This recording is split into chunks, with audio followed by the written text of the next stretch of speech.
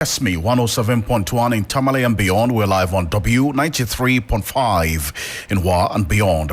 We're also streaming live all across the world on 3news.com. Coming up this evening, the Adventist Church proposes constitutional reforms to change the 2024 election date from Saturday, December 7th. We'll have details of that statement and some reactions for you. Also, disgruntled NDC members lock up party officers in Tamale over the arrest of the regional vice chair in connection with the assault case. We have some details and the latest on this rather unfortunate incident earlier today here on Hot Edition. Also, no honeymoon for the next government. That's the TUC's response to the NDC flag bearer, John Dramani Mahama. Stay tuned. We have the details and reactions as well from the labor unions. Also, we connect with the latest in business, sports, and entertainment coming up over the next 60 minutes here on Hot Edition on 3FM 92.7. We're also live on Kesme 107.1 in Tamale and beyond. Also on W93.5 in Wa and beyond. Also, we give you details of what the Ghana Police Service has been talking about with respect to bribes. And the latest on Cecilia Dape's trial as well. We'll give you an update on that here on Hot Edition on 3FM 92.7. Let's get into the details now. And the Seventh-day Adventist Church is proposing a constitutional reform to change the 2024 election date from Saturday, December 7th. In a petition to the Attorney General, the church proposed that the election be held on either the first or second Tuesday of November to promote inclusive democracy. The SDA Church also argues a change to the election calendar from December 7 will prevent future elections occurring on religious days of worship, that is Saturdays or Sundays or Fridays. This latest move follows an earlier engagement the church had last year with the Electoral Commission and other stakeholders, including the National Chief Imam, over the same proposal. Now, this is something that has generated some conversation, and let's engage Dr. James Kwabena-Bonfe. He is an assistant in the Religious Liberty Department of the Seventh-day Adventist Church, SDA. Dr. James Kwabena-Bonfe, good evening. Thank you for joining us on Hot Edition. Good evening, my brother Ocansey, and thank you for having me. Great. First of all, let's get an underlying objective for this proposal, coming on the back of the conversation you had sometime last year. Why do you think that it is time, and rightly so, for the Electoral Commission and in fact the Attorney General to give some hearing to your proposal for the election day December 7th to be changed from Saturday? Okay, I think that it is a combination of factors that have necessitated the fact that this exercise is done. I need to take us back to a bit of history. In the year 2011, when the Professor Fiaju Commission report finished their work, one of their key recommendations was that the time between general elections and the handover process on January 7 was too close, and that they strongly recommended at least 60 days. So if you counted back from January 7, that would be sometime in November. Then in 2015, the Electoral Commission under Professor Dr. Kuja Farida set up an inter-party advisory committee that also included the commission's deputy chair. She was actually chairing it, Madam Jojiro Pokwa Mankwa. That completed their work somewhere around April 2015 and recommended that instead of December 7, elections should be held in November. Then in 2016, the Electoral Commission at the time wrote a memo to the Attorney General then to request that election date should be changed. Indeed, the process was initiated.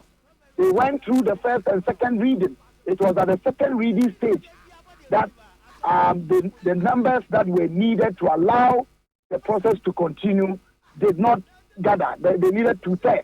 And the reason, if you read the Hansard of, I think, June 21st and then July 16th, all the MPs who shot the bill down said was that the period was too close and the Electoral Commission was not adequately prepared to be able to carry out the necessary activities. Incidentally, this year, the 7th of December falls on Saturday, which Seventh-day Adventists observe as the Bible-ordained Sabbath of the Lord, where you need to be careful or vary your civic responsibilities from your spiritual activities. So, having researched into all this history, the church felt that it was necessary to make the necessary appeals and take the necessary steps so that this amendment or the necessary changes could be done, so that we shift the election date from December 7th to a day, and preferably a Tuesday, which our research also shows that the traditional society observe as a day that no one goes to farm or goes to the fishing industry. So at least it will meet with all of us being around and ready to participate in elections, that we will not be entangled between our civic responsibilities and our religious or faith-based beliefs. And that is what brought this up. Having thought of it, we identified the necessary stakeholders, political parties, the religious and faith-based organizations, and consulted all of them, consulted with the Electoral Commission, and the consensus was built that this is something that we must do. Only last week on Tuesday, we met with the Attorney General, and the advice was very simple, that it will be better if they started with the Electoral Commission. And it is in this regard that the church is back at it, and rallying all the other faith-based organizations, the Christian Council, the Catholic Bishops Conference, the Office of the National Chief Imam, and other faith, the Pentecostal Council, the Apostolic Church, and all the others to come in to support that at the end of the day, the necessary amendments will be done in Parliament, and the Electoral Commission will be freed in terms of Article 1124, which ties its hands to 30 days to January 7th, so that they can shift the elections date back. Unfortunately for us, we have been able to also consult with the unofficially though, the Speaker of the House and both sides of the House. And it is clear that they are all amenable to this process as they have been in the past. But Dr. Konamo, what was the disposition of the Electoral Commission to this proposal?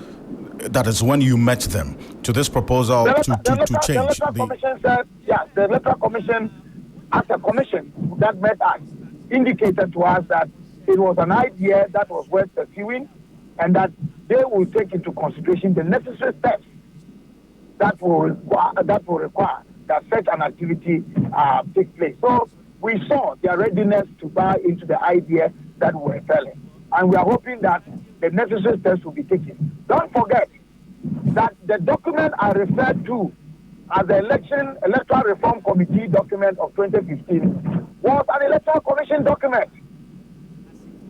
The report is clear that the date for general elections should be brought back to a day in November.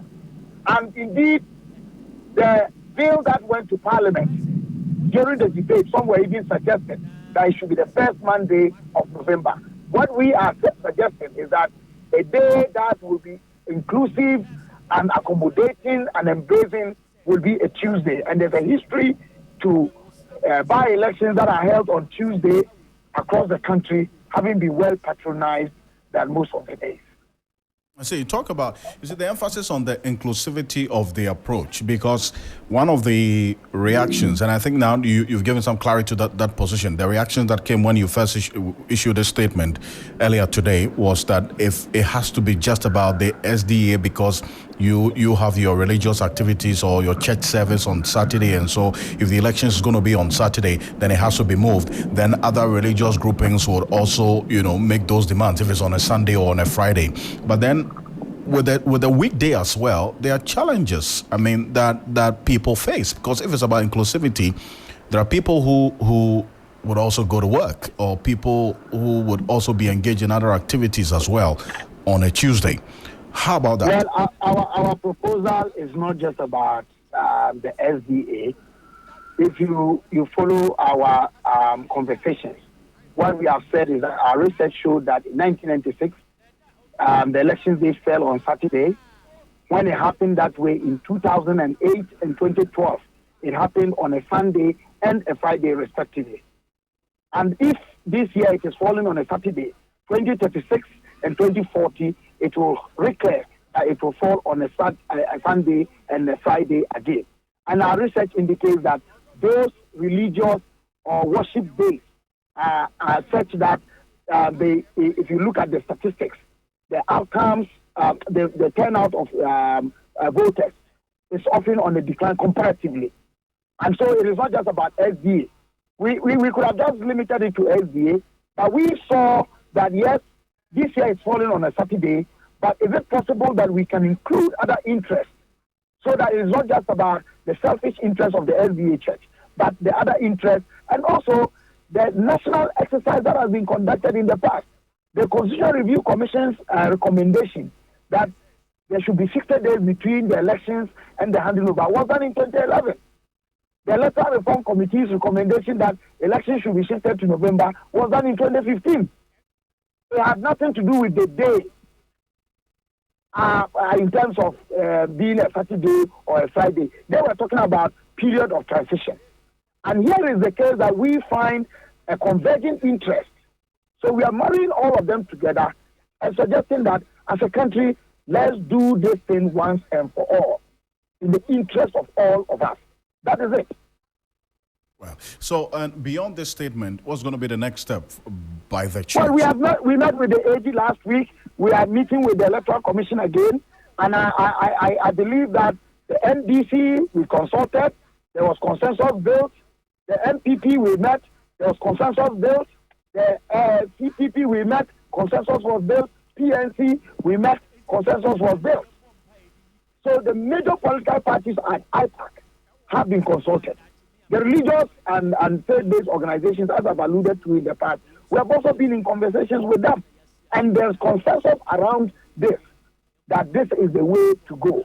We are hoping and believing that the Electoral Commission will take the needed steps as early as possible, because there's also the element of time, which is what the Attorney General was advising, that if the process is not initiated and done within a certain period, and it is too close to elections, it may fall into the challenge that we had as a country in 2016. Right. And we hope that it won't get there. So we are employing and imploring you, the media, to see the arguments that we have advanced, not just from the SDA perspective, but from the Constitutional Review Commission's work, the Electoral Reform Committee's work, the Transitions Act, and then the botched attempt at amendment in 2016, and see that there is a need, it's a necessity that as a country we get through this one to help deepen our democratic culture. In democracy, anything that will stop the minutest minority from participating in an election is something that must be avoided. Well, Dr. James Kwabena-Bonfe, thank you. Thank you very much for joining us. Appreciate it. Thank you very much for having me.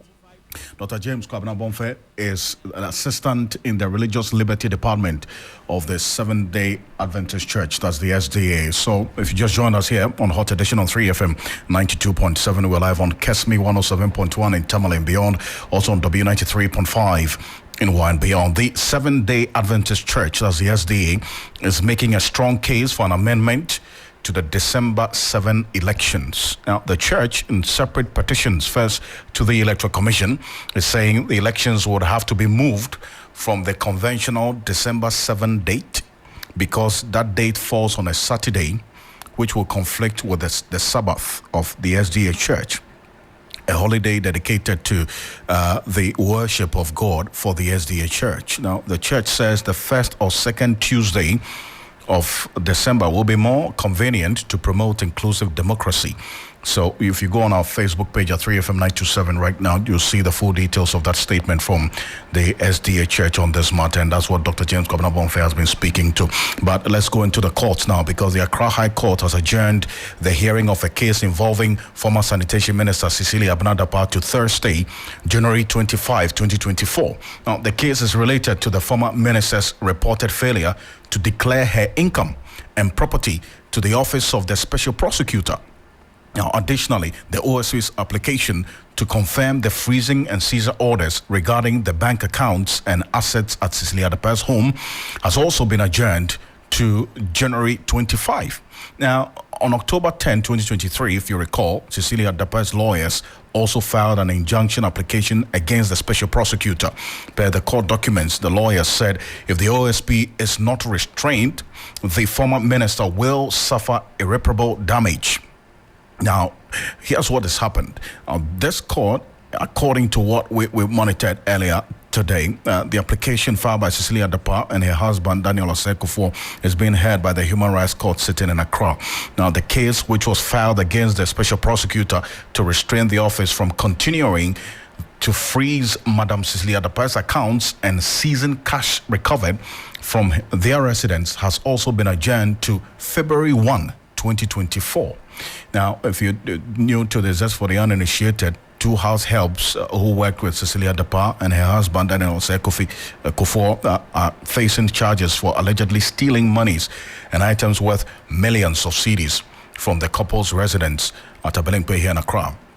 The main accused individuals, 18-year-old Patience Boche and 30-year-old Sarah Ajay, have been charged with conspiracy to commit crime and 5 counts of stealing. The alleged thefts occurred between July and October 2022. It's one of the prominent cases in the year 2023. And this is something we're keeping an eye on as well and see how things play out in the court of law here on Hot Edition on 3FM 92.7. And some NDC disgruntled members in the Northern region have locked up the party's regional office in protest over the arrest of a regional vice chairman of the party. That's Alhaji Abdul Ahmed. Now, the Northern Regional Police Command on Monday, January 15, arrested the vice chairman of the NDC in the Northern region for allegedly assaulting the regional treasurer of the NDC, Hajia Shamima Yakubu. Now, the attack was a fallout from a regional executive meeting over party financing.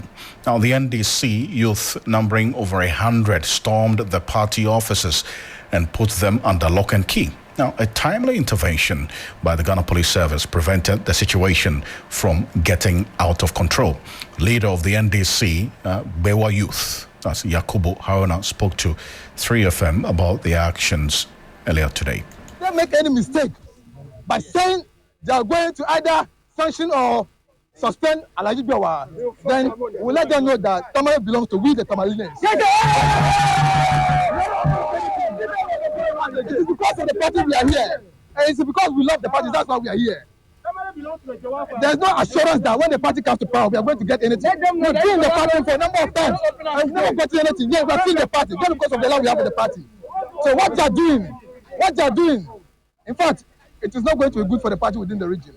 So we are giving them, by the close of the day, we want Alhaji Bewa to release, or else whatever that comes, they shouldn't blame us. And we don't care whether the party is going to win or not. What we know is that Alhaji Bewa is our brother, and he has suffered for this party. And even if we want to weigh what Kukushemima has contributed to the party and what Alhaji Bewa has contributed to the party within the region, everyone here can testify that Alhaji Bewa has done marvelously more than any other party executive here. Not deniable. So we cannot use Shemima to exchange for Alhaji Bewa. And therefore, Alhaji Bewa, whether the party wants it or not, we are in support of Alhaji Bewa. Even though what happened, we were not calling for that, and it wasn't good. Certainly, but where Shemima is pushing us to, she's going to destroy the party within the region. And certainly, it is going to affect the national. If Shemima is not talked to by the national, even the president, our former president, Mama himself, should talk to Shemima. Her behavior, her actions is not going to help our party within the region, even national. And from today onwards, we will let Shemima know that we were here before she came, and we'll still be here, and then she'll go again. Well, so that's the leader of the NDC, Bewa Youth, Yakubu Haruna, speaking earlier to 3FM. Let's go straight to the Northern region now.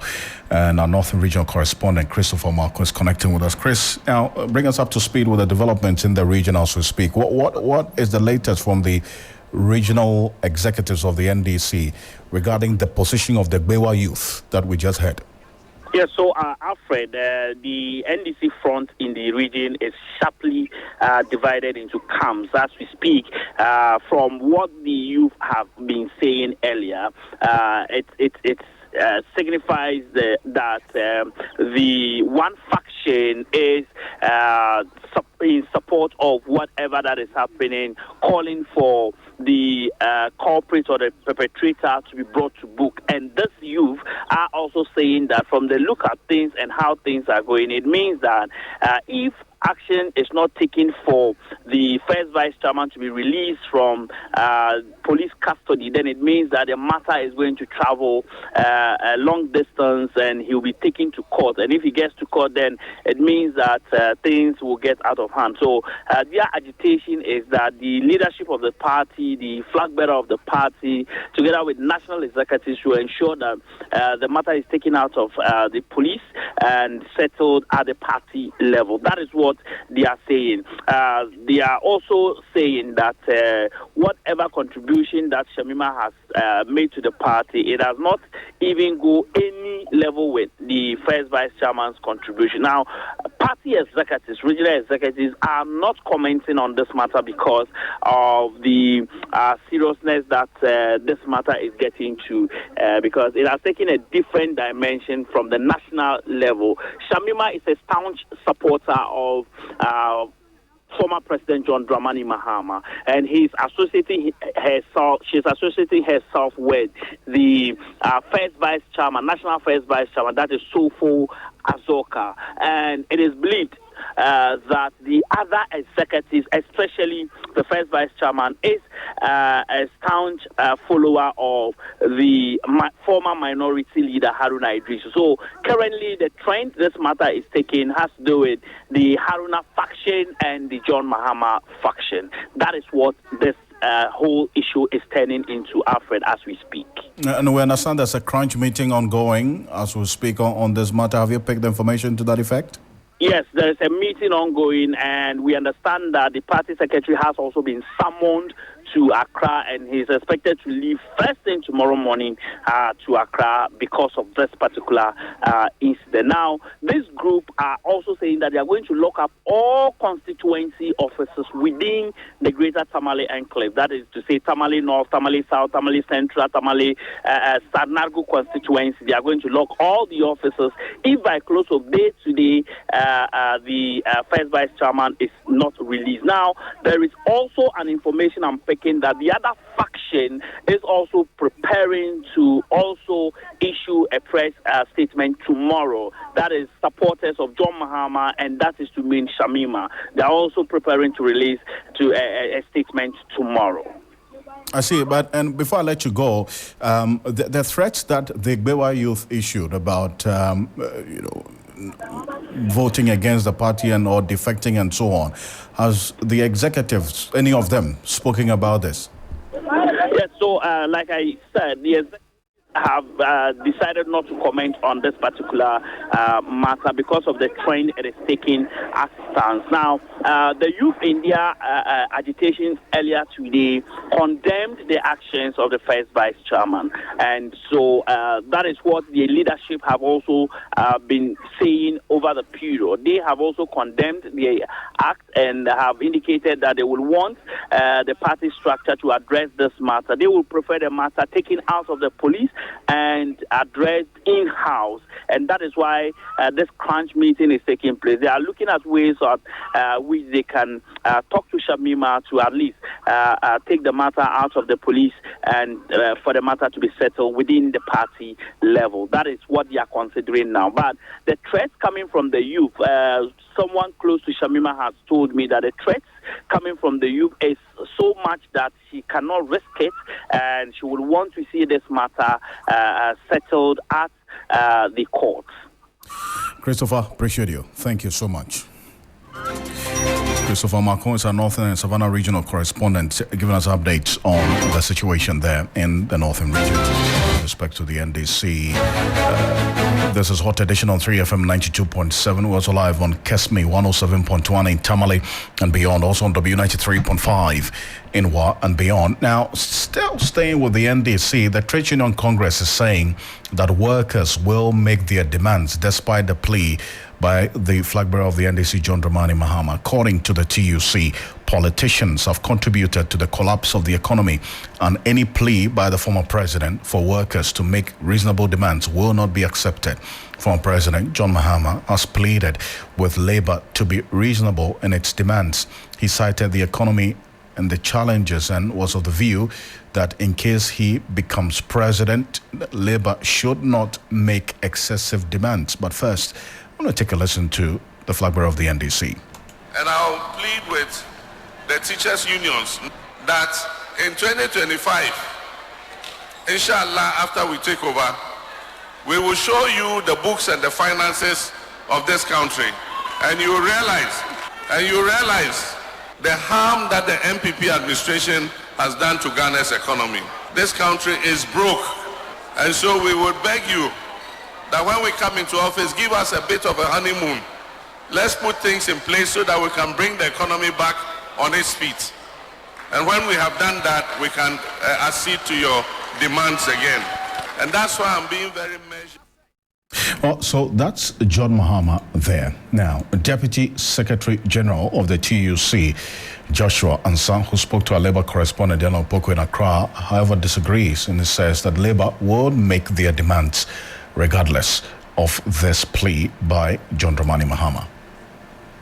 In 2025, whoever becomes the president of this very country must be ready to meet workers and ensure that worker demands are met without any question. Workers in this country for 66 years after independence have suffered, have sacrificed a lot. And we think that anybody who wants to become the president must be ready to ensure that labor rights are not dealt with the child blows. We are going to demand what is our right, what is good for us, because what is good for the goose is good for the gander. We are all in this country, you know what is happening. When it comes to labor, people think labor is demanding rights. But when it comes to governance, people in government, people in opposition, we know what the extravagant lives that they live in this very country. Because we don't want any controversies in our demands, labor has been very reasonable since it was established. So when somebody says that it should be reasonable, then I don't know, the connotation that he meant by that reasonability. But I want to say that because of this, the TUC has actually come out with workers' manifesto, our vision, our wants, what we expect anybody who becomes the president of this country to come up with. We don't want a situation where you will stay in this building, where you will stay in offices, and politicians will come every 4 years to come and tell us so many things.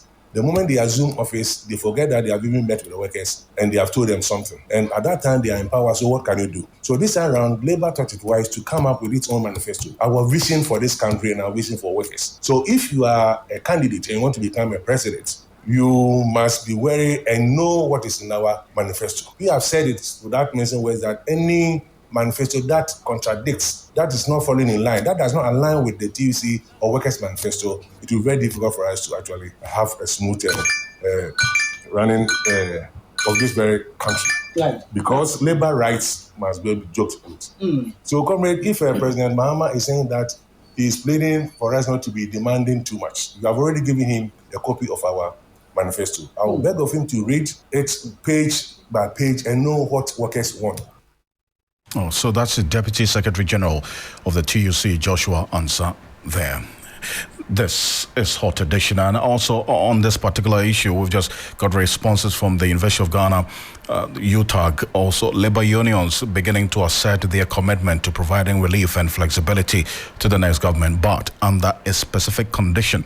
Now, they insist that such support would only be possible if the political party aligns its expenditures with available resources and avoid unnecessary spending. Now, if you recall this statement by John Mahama we just played to you, in response to the John Mahama's appeal, President of the University Teachers Association of Ghana, UTAG, has also laid down a condition. Professor Ransford Jampo is saying the association will only consider granting this period of honeymoon to John Mahama if he becomes president, if John Mahama and his government demonstrates a genuine commitment to tighten government expenses. Here's also the hope that the next government wouldn't be seen or be heard telling Labour to tighten their belt, while you and the appointees also will be living in opulence, as has been seen over the period.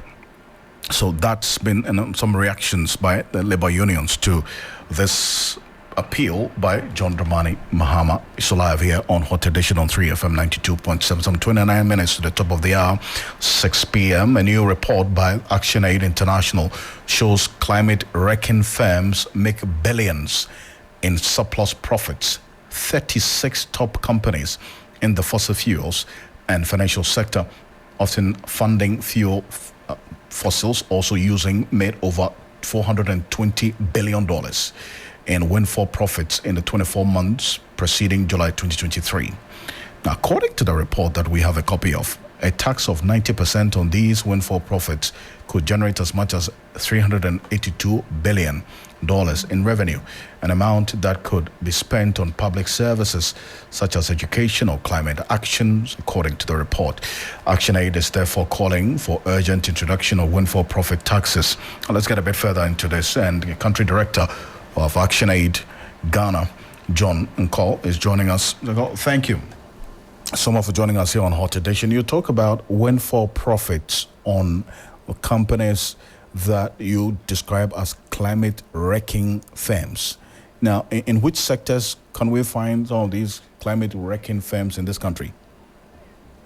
Thank you very much, Alfred Ocansey. It's always a great pleasure to be on your medium, 3FM, and more importantly, to interact with Ghanaians across the country. The research, as you rightly presented the context, is a very interesting one.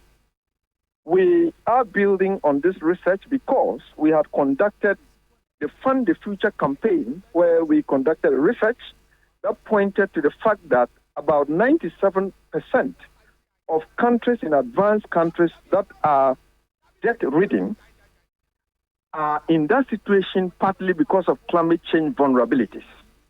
And what that means is that climate change, whether we like it or not, is becoming a reality, raining a lot of havoc to many countries in terms of flooding situation, in terms of, if you come back to Ghana, you realize that the sea defense is being, is eating up places like the Kita areas. It's an effect of climate change.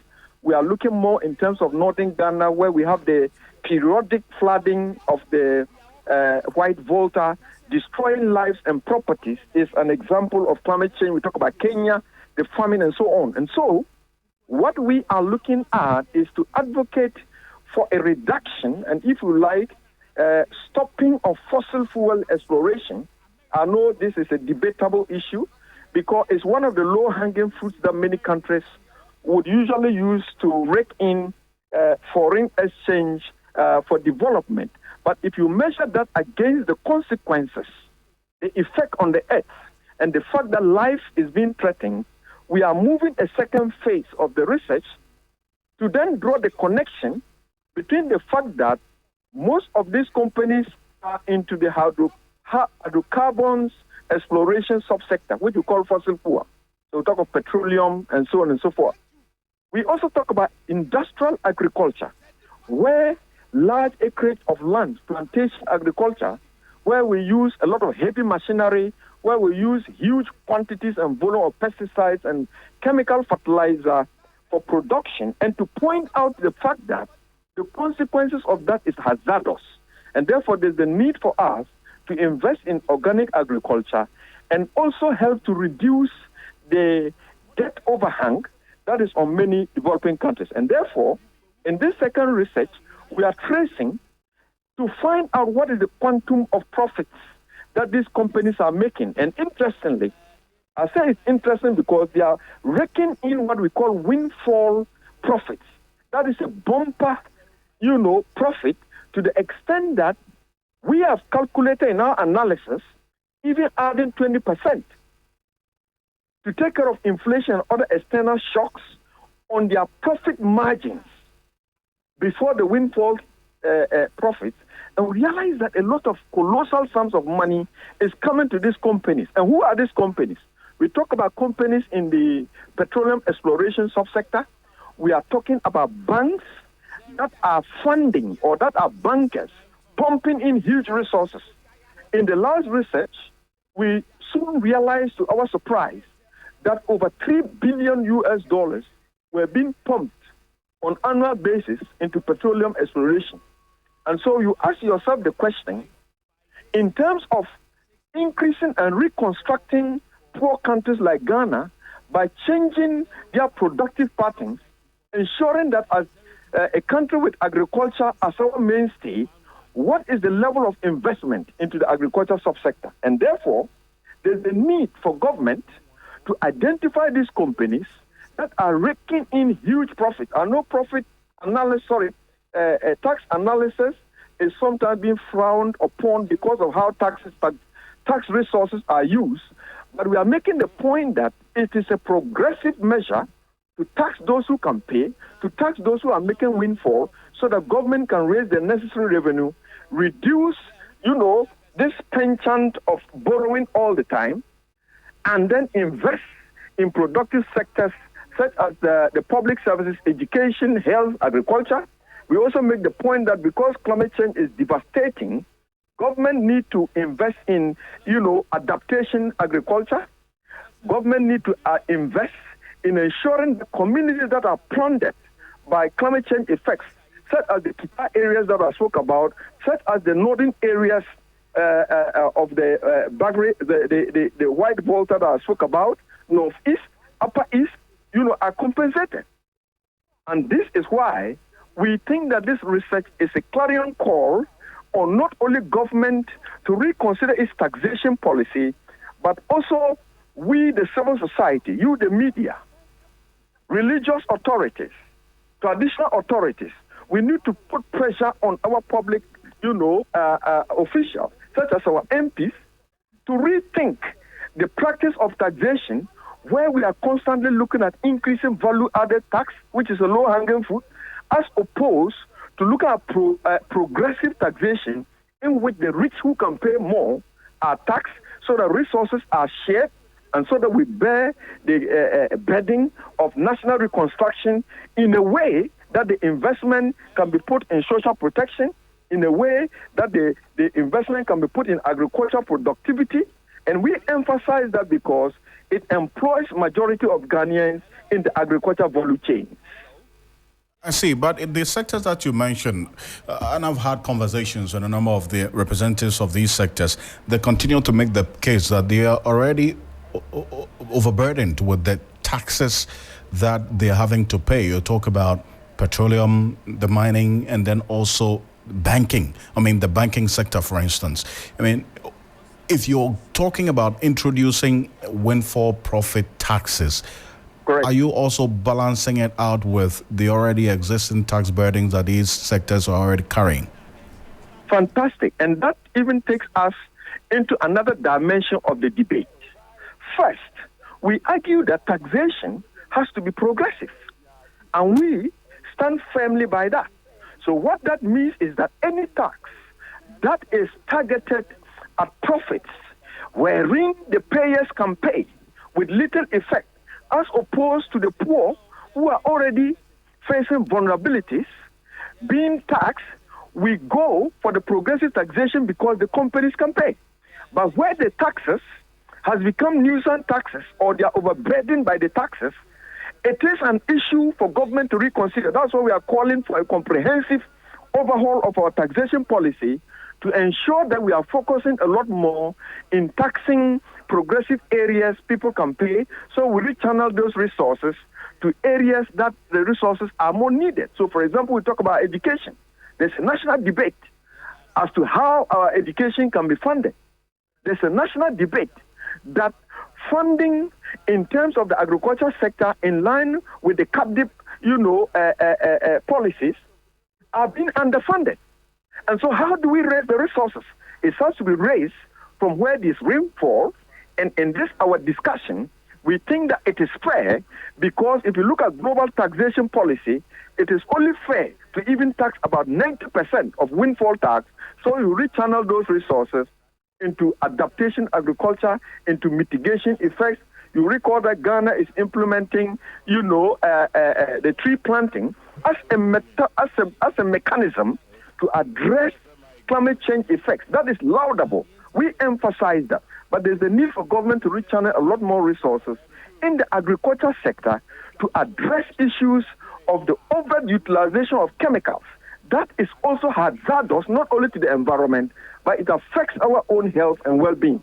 And so there's a need for civil society, there's need for media, there's a need for cross-section of Ghanaians to come together so we reconsider the debate and look at where we should tax our taxes more and ensure that we release and we relieve the very poor people who are also being overtaxed. Bearing in mind that we just increase our value-added tax. But if we are looking more in terms of taxing windfall profit, I believe that government will be addressing the issue of its revenue mobilization head-on. Okay, appreciate your time on this. Thank you so much, Doc, for joining us. Thank you very much.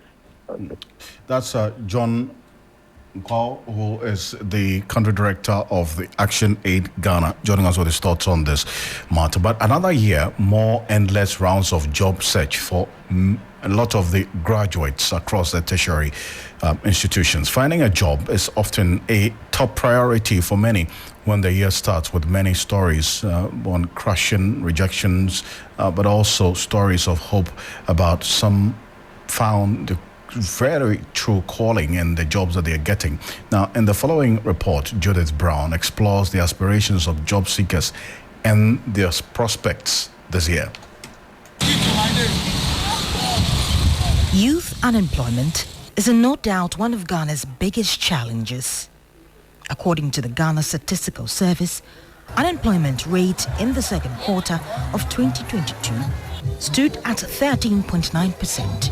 For those 15 and older, the unemployment rate, based on the latest recorded from the Statistical Service from 2021, stood at 13.4%. But how intense is the situation for job seekers? The Institute of Statistics, Social and Economic Research of the University of Ghana has recorded that only 1 in every 10 graduates are able to find work in Ghana immediately after their mandatory national service. And for the remaining graduates, it could take up to 10 years to be permanently employed.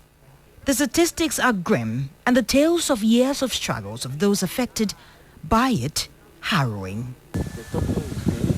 Paul Kadan is 32 and graduated from the University of Ghana 7 years ago with a degree in political science. After my service, I tried a few companies, sending my CVs to them personally, walking, on the streets of Accra, Circle areas and some other areas. None of them called. He has moved from company to company and one online platform to another, all to no avail.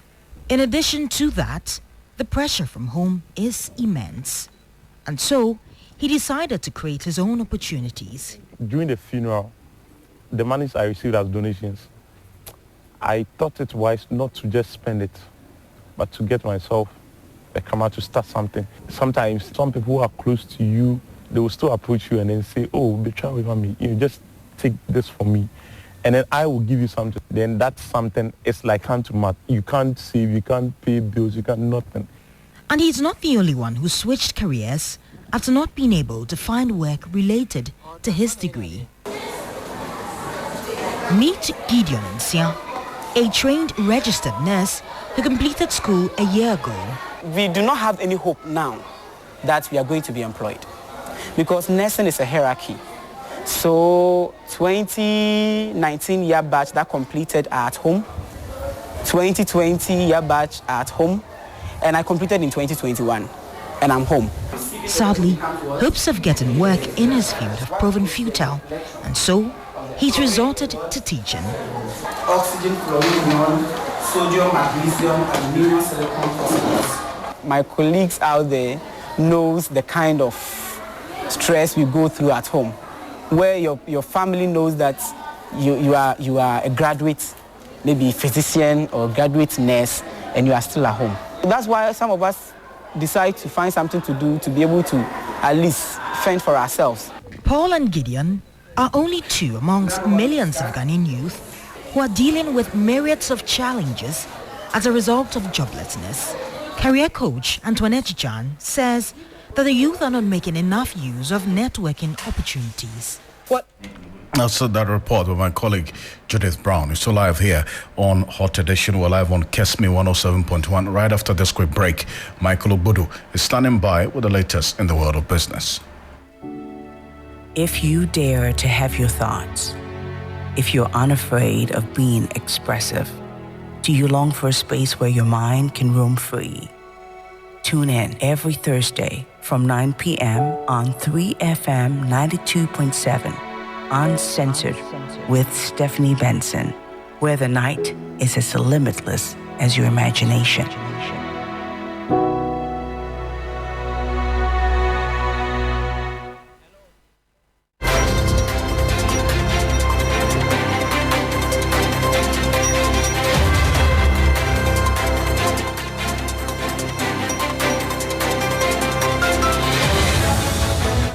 Hello there, good evening. Welcome to the business segment here on Hot Edition. I am Michael Obudu. In the news tonight, Consumer Advocacy Group CATS International calls on Parliament to review VAT on electricity tariffs. Details of this and more coming up shortly. Please stay with us.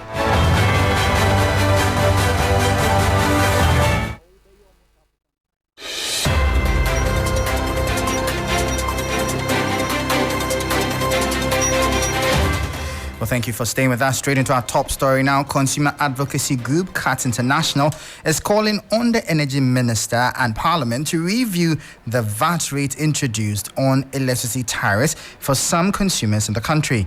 Effective January 1, the government, in its effort to boost revenue, began implementing the policy on residential electricity consumers exceeding the specified maximum consumption level for block charges on lifeline units. Regional Director of CATS International, Kusi Apia Dumako, has since criticized the move, describing it as regressive. Organization, I also understand the economics of and the economic situation we find ourselves in. I would have suggested that they could have come up at 5% and maybe over the years increase it so that the heat is not felt deeply by Ghanaians, because people are, it's also January, we've spent all our resources in Christmas, we are paying school fees at the beginning of the year and asking people to pay 22% on electricity. Meanwhile, PRC may also announce another tariff review, and I think that is, this is more like a conspiracy against the Ghanaian consumer. So we expect government to go back.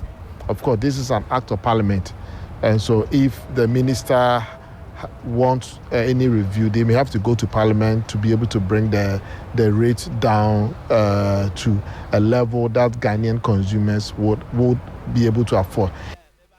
So you heard Regional Director of Consumer Advocacy Group, CATS International, Kusi Apia Adomako, speaking there. Now, away from that, despite increasing expectations for a reduction in the monetary policy rate following the decline in inflation rate to 23.2%, lead researcher at GCB Capital, Courage Boti, is certain the Monetary Policy Committee will hold the policy rate still at 30% until May 2024.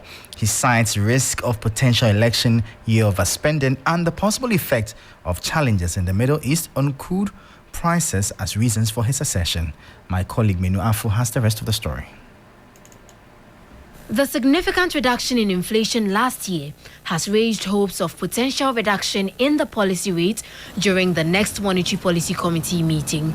However, lead researcher at GCB Capital, Courage Boti, believes it's too early to expect a reduction in the policy rate. There could be risk to inflation going forward. From the Middle East, there are challenges there, and there are concerns about oil supply and whether prices of crude oil could surge. It is not certain yet, but it definitely represents a risk. We are in an election year, and the expectation is that government maintains the discipline we have.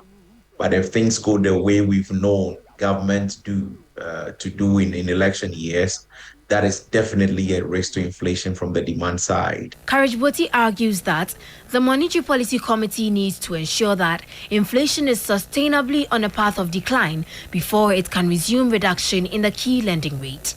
For instance, from January or this month, February, the declines in inflation will be quite marginal, and then the trend will probably reverse by March, largely due to unfavorable base. So I think the focus will be sustaining that tight monetary outlook to see inflation firmly anchored. When inflation resumes that downward trend, and the expectation is that it will continue, that is probably an appropriate window to start a policy rate cut, which I see maybe happening from May thereabout, rather than this January or even the March window.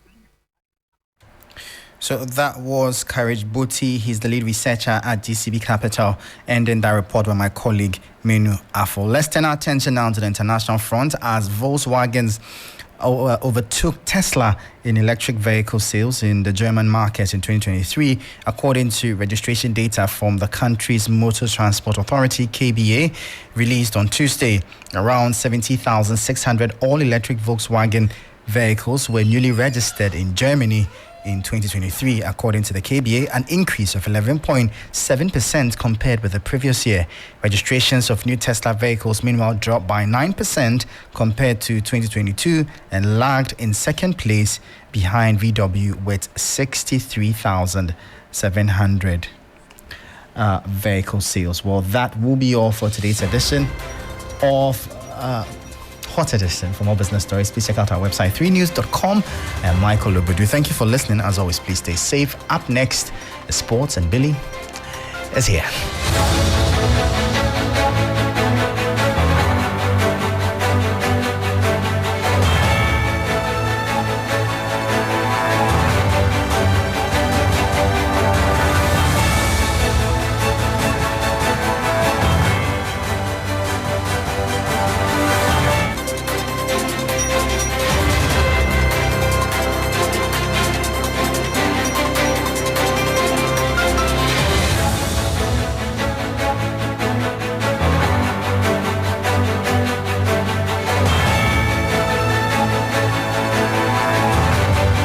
Hello, good evening, and welcome to the sports segment here on the 3FM Hot Edition. My name is Billy Shen. We are going to start off from the AFCON because Burkina Faso beat Mauritania by 1-0 thanks to a late penalty from Bertrand Traoré in Group D. And here are the standings for Group D for you. Burkina Faso are on top thanks to the win over Mauritania. They have 3 points. Algeria are second with 1 point. Angola are third with 1 point, and Mauritania, of course, are bottom with 0 points. Currently, Tunisia are battling Namibia in the first game in Group E, and it's 0-0 at half time. And later tonight, Mali will be facing South Africa. Now, 8 AFCON games have been played so far, and many have witnessed shocks, beautiful goals, and more. But one major problem has been there, and that is fan attendance, with most stadiums having a lot of empty seats. Now, 3 Sports asked journalists in Ivory Coast to give us reasons for this phenomenon, and here are their responses. The main stadium, which is the Alassane Ouattara Stadium, is quite a distance away from the capital city. And if you look at the cheapest ticket price, which is about 5,000 cifras, that's about $8. In comparison with transport, for majority of the people who would have filled the stands, they may find they've got to incur a greater cost than that of the ticket. People say that there are some people that have bought the tickets to sell it again.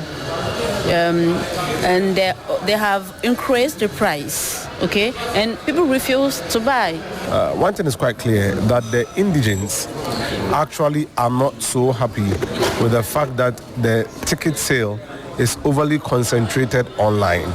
So when you speak to the locals, it's quite difficult for them to access it because it is not the usual way of watching an Africa sports match or an ASEC mimosa much.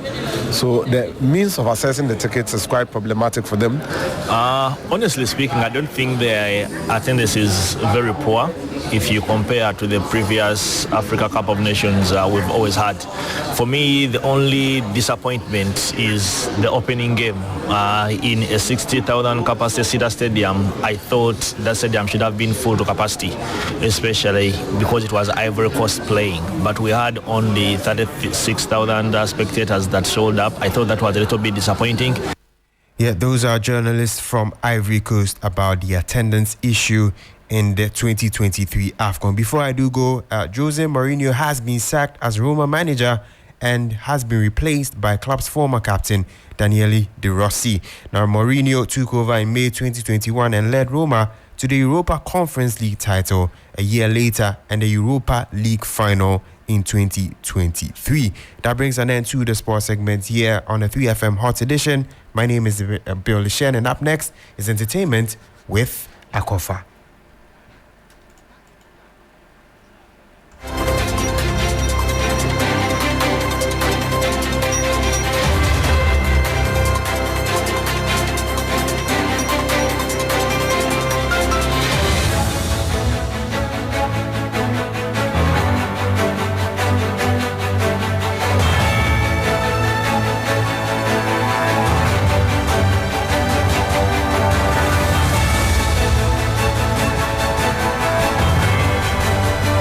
You're still tuned in to Hot Edition on 3FM 92.7. It's now time for the entertainment news segment powered by 3 Entertainment. My name is Akofa.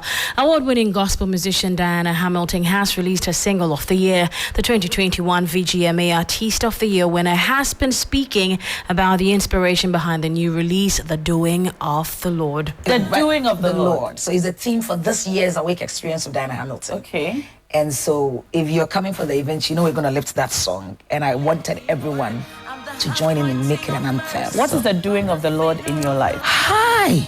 I start the song by saying, the pages of my life tell of your goodness. Every chapter of my story show how you've led me. I'm the handwriting of mercy by the finger of the Lord. I'm sitting here because every lows and highs, ups and downs, slims and fats have all brought me to where I am. Take out one and I wouldn't be here. And so every page of my life, every stage of my life has been the doing of the Lord. And I am here not because of what I did. I am here because the grace of God is just sufficient. You speak so passionately. I can't begin to, when I say ups and downs, lows and highs, literally, and every one of them has come together to make me who I am. Oh my fan, everything else I'm doing, someone is doing it better. So to be here is the grace factor. And so it's the grace of God that has brought us where we are. When you look at sequence of events, you know that this is where I should have landed. But that's when the doing of the Lord comes in and it changes the course and puts you on the right path. Well, staying a while longer on Diana Hamilton and her newest release, she also shared how she got Nigeria's Mercy Chinwo to sing in Tree. She spoke with Na Shoko on New Day. You have to tell us how you got this Igbo woman to speak Tree. I need to be given the title of Professor of Tree. With this, first things first, when I spoke to Mercy and I sent the song, her first thing was, ma, you are anointed, oh, you are anointed. Ma, that part, the tweet, the Ghana part, I'll sing the Ghana part. Oh. So I was like, it's my favorite, I'll sing it. So on the day she was going to the studio, she sent me and said, ma, can you give me, take your time and sing it for me? Well, I took my time and what I did was write the lyrics for her using English phonics. So Chinglish. Something like, if I'm writing senye, the se tree would have been S and A, but I did S-I-R, as in sir. Nyame is what I'm struggling with. But think about señor and the ño in Spanish and put that there. So in nyame and a senye, the nye and nyame was what we thought would have been a problem, but she got it. She got it, and it was such a delight. Well done. Well, if you have heard the song, you would know exactly what she's talking about there. You're trying to struggle to find out who actually is Diana Hamilton and who is Mercy Chinwo in that particular track. But moving away from that, South African comedian Trevor Noah made history by becoming the first African and Black person to win the Emmy Award for Outstanding Talk Series. This category was introduced by Emmy in 2015, and Noah's win marks an important milestone for representation in the entertainment industry. Now, that'll be all the entertainment news here on Hot Edition, powered by 3 Entertainment. My name is Akofa. Thanks for your time. For more news, log on to 3news.com. The 3FM Drive continues.